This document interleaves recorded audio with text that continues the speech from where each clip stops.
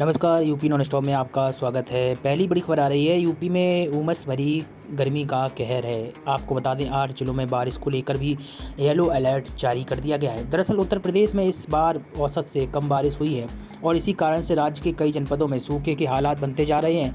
किसान बारिश नहीं होने से परेशान हैं, उनके धान की रोपनी अब तक नहीं हो पाई। वहीं बारिश नहीं होने के चलते उमस भरी गर्मी लोगों को परेशान कर रही है। राज्य के पूर्वी हिस्सों में अब तक लोग बारिश का इंतजार कर रहे हैं। वहीं बुंदेलखंड के क्षेत्र में भी हालात विकराल हैं। अब आपको बता देते आईएमडी के अनुसार राज्य के रामपुर, बरेली, बदायूं, खीरी, बहराइच, श्रावस्ती, बलरामपुर, गोंडा में बारिश की संभावनाओं को देखते हुए येलो अलर्ट जारी किया गया है। वहीं राज्य के अन्य किसी जिलों में बारिश की संभावनाएं नहीं जताई गई हैं। चलिए दूसरी बड़ी खबर जानते हैं। घर के बाहर आपको बता दें अभ्यर्थियों का सुंदरकांड पाठ। साल 2016 की भर्ती 12,000 460 भर्ती प्रक्रिया अभी तक पूरी नहीं हो रही, जिसकी वजह से खफा सैकड़ों कर्मचारी बेसिक शिक्षा मंत्री संदीप सिंह के घर के बाहर विरोध करने पहुंच गए। प्रदर्शनकारियों ने सुंदरकांड का पाठ भी किया और अपना विरोध जताया। अभ्यर्थी ये भर्ती प्रक्रिया पूरी करने की मांग कर रहे हैं। प्रदर्शन कर रहे अभ्यर्थियों का कहना था कि 12,460 पदों पर साल 2016 में यह भर्ती प्रक्रिया रुकी है। तमाम जतन के बावजूद फिलहाल इस पर कोई निर्णय नहीं हो पा रहा है। प्रदर्शनकारियों का कहना रहा है कि साल 2016 में बेसिक शिक्षा विभाग के 12,460 पदों पर यह भर्ती होनी थी। इनके आधे पदों पर भर्ती हो गई। फिलहाल करीब 6,000 अभ्यर्थियों को नियुक्ति देना बाकी है। मामला कोर्ट में है और कोर्ट लगातार सरकार से अपना पक्ष रखने की बात कह रहा है। खैर, तीसरी बड़ी खबर जानते हैं।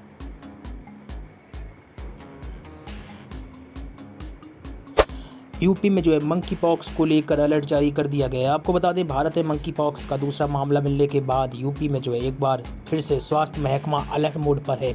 डिप्टी सीएम ब्रजेश पाठक का कहना है कि सभी जिला अस्पतालों में निगरानी रखी जा रही है। हवाई अड्डे और रेलवे स्टेशनों की भी निगरानी की जाएगी।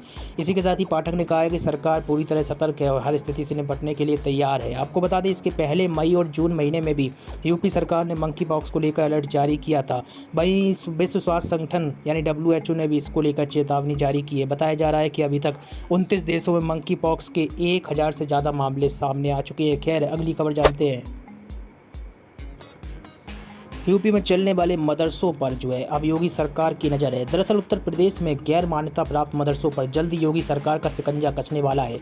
यूपी के ऐसे मदरसों पर नकेल कसने की तैयारी में योगी सरकार आपको बता दें पूरी प्लानिंग कर चुकी है। मदरसा बोर्ड के चेयरमैन इफ्तिकार अहमद जावेद ने बताया है कि यूपी के मदरसों की पड़ताल करने के लिए जल्द ही एक सर्वे शुरू किया जाएगा। इस सर्वे के माध्यम से फंडिंग से लेकर मदरसे के संचालन की पूरी जानकारी हासिल की जाएगी। यूपी में इस समय चल रही कांवड़ यात्रा को लेकर सीएम योगी के निर्देश। आपको बता दें उत्तर प्रदेश के मुख्यमंत्री योगी आदित्यनाथ ने विभिन्न जनपदों में तैनात वरिष्ठ पुलिस और प्रशासनिक अधिकारियों की बैठक ली है और इस दौरान सीएम ने अधिकारियों को अपनी जिम्मेदारी और जवाबदेही तय करते हुए निर्देश दिए हैं और कहा है कि कांवड़ यात्रा मार्ग में जगह जगह स्वास्थ्य चौकियां भी बनाई जाए। किसी भी धार्मिक यात्रा या जुलूस में शस्त्र अस्त्र का प्रदर्शन नहीं होना चाहिए। बैठक में निर्देश दिए गए हैं।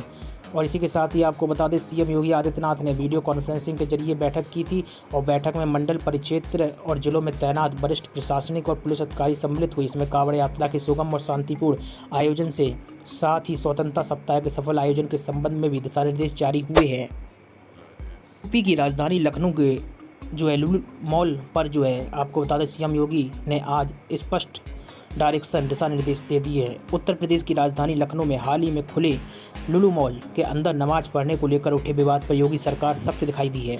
मुख्यमंत्री योगी आदित्यनाथ ने प्रतिक्रिया व्यक्त करते हुए कहा कि कुछ लोग अनावश्यक टिप्पणी कर रहे हैं, लोगों की आवाजाही को बाधित करने का प्रयास कर रहे हैं। सीएम योगी ने ऐसे लोगों से निपटने के लिए प्रशासन से सख्ती दिखाने के निर्देश दिए हैं। मीडिया रिपोर्ट्स के अनुसार लुलु मॉल विवाद पर मुख्यमंत्री योगी ने कहा है कि कुछ लोग अनावश्यक टिप्पणी करके विवाद को बढ़ाने का प्रयास कर रहे हैं, लोगों की आवाजाही को बाधित करने का प्रयास हो रहा है। लखनऊ प्रशासन को इस मामले पर सख्ती से निपटने की आवश्यकता है। आपको बता दें लुलु मॉल में नमाज पढ़ने वाले आरोपियों में से पुलिस ने 4 को हिरासत में लिया और उनसे सघन पूछताछ भी चल रही है। योगी सरकार की आज हो रही है कैबिनेट बैठक। आपको बता दें मुख्यमंत्री योगी आदित्यनाथ की अध्यक्षता में मंगलवार 11 बजे से कैबिनेट बैठक का आयोजन हो रहा है। कैबिनेट बैठक में करीब 11 प्रस्तावों पर चर्चा होगी। कैबिनेट बैठक के बाद मंत्रिपरिषद की बैठक भी आयोजित होने वाली है। कैबिनेट बैठक में प्रदेश में मनोरंजन कर विभाग के कर्मचारियों, अधिकारियों, निरीक्षकों के सेवा संवर्गों का वाणिज्य कर विभाग में विलय किया जाएगा। इसके लिए मंगलवार यानी कि आज हो रही है कैबिनेट बैठक में आपको बता दें संबंधित संवर्गों में संविलियनीकरण सेवा नियमावली 2022 कैबिनेट में पेश की जाएगी। और इसी के साथ ही हम आपको बहुत ही जल्दी बताएंगे कैबिनेट बैठक में कौन कौन प्रस्तावों पर मोहर लगी है। इसी के साथ ही अगर आप पहली बार आए चैनल पर सब्सक्राइब करके रखिए ताकि आपको हर काम खबर अपडेट मिलती रहे। लाइक और शेयर करना मत भूलिए। चलिए अगली खबर जानते हैं। बता दें, अति गंभीर बीमारियों से ग्रसित मरीजों के लिए यूपी सरकार बड़ी खुशखबरी देने जा रही है। सरकार की तरफ से अब मुफ्त यानी कि फ्री डायलिसिस सुविधा उपलब्ध कराई जाएगी, जिसको लेकर बड़े पैमाने पर तैयारियां हो रही हैं। किडनी के मरीजों के लिए अब उनके ज़िले में ही डायलिसिस की सुविधा मिलेगी, जिसकी वजह से उन्हें पास के जनपदों में जाना नहीं पड़ेगा। आपको बता दें, उत्तर प्रदेश सरकार सभी जनपदों में डायलिसिस की सुविधा शुरू कर रही है। फिलहाल अब तक 66 जनपदों में डायलिसिस यूनिट का संचालन हो रहा है। मार्च 2022 तक प्रदेश के 56 जनपदों में डायलिसिस की सुविधा थी, जो अब बढ़ गई है। बाकी 9 जिलों में 1 माह के भीतर डायलिसिस की सुविधा बढ़ेगी। कहीं ना कहीं सभी जनपदों में व्यवस्था होने से मरीजों को बाहर के जनपदों में भटकना नहीं पड़ेगा।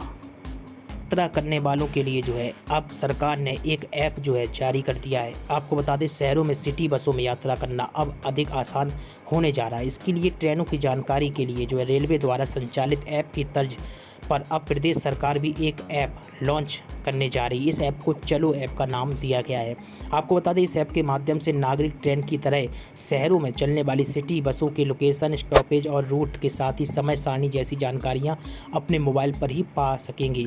इस ऐप को बनाने के लिए विभाग ने मोबिलिटी प्राइवेट लिमिटेड के साथ MOU किया है। इस ऐप की सेवा प्रदेश के 14 शहरों में उपलब्ध कराई जाएगी। आपको बता दें, पायलट प्रोजेक्ट के तौर पर इस सेवा की शुरुआत की जा रही है। अगर ये सफल होता है तो सभी जनपदों में लागू होने की संभावना है। अब एक गुड न्यूज आ रही है। यूपी में हायर एजुकेशन की पढ़ाई करने वाले लाखों स्टूडेंट्स को राज्य सरकार ने बड़ी राहत दी है।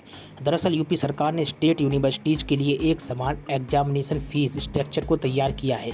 इस कदम से अंडर ग्रेजुएट कोर्सेज के लिए एग्जामिनेशन फीस स्ट्रक्चर में असमानता हो रही थी, वो ख़त्म हो जाएगी।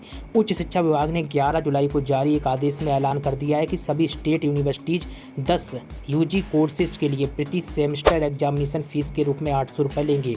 इन कोर्सेज में BA, BSc, BCom, BBA, BCA, B.Ed, BG, MC, BFA, BPEd और B प्रोफेशनल सम्मिलित होंगे।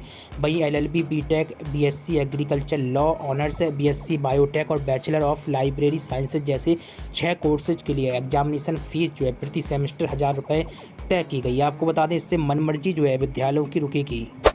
बात कर लेते हैं मदरसों के लेकर यूपी सरकार जल्द ही आधुनिक शिक्षा को बढ़ावा देने और मदरसों में शिक्षा की गुणवत्ता को सुधारने के लिए अशासकीय अरबी फ़ारसी मदरसा मान्यता प्रशासन और सेवा नियमावली में संशोधन करने जा रही है। और इसके बाद मदरसों में TET पास शिक्षकों की भर्तियां की जाएंगी, जिसके तहत योगी सरकार मदरसों में दीनी तालीम को कम कर आधुनिक शिक्षा पर विशेष फोकस कर रही है।